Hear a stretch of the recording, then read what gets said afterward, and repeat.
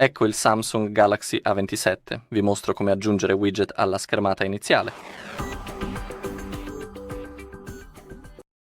Ok, è davvero semplice. Tutto ciò che devi fare è tenere premuto su uno spazio vuoto della schermata iniziale e poi andare su Widget, qui in basso, in questa barra.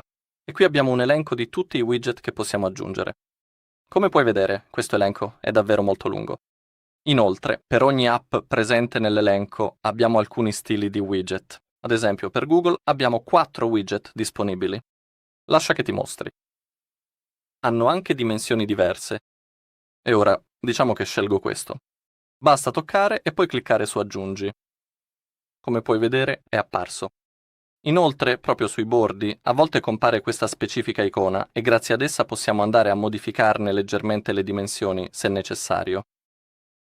Ora, per salvarlo, tocca di nuovo uno spazio vuoto. E ora, come puoi vedere, il widget è stato aggiunto.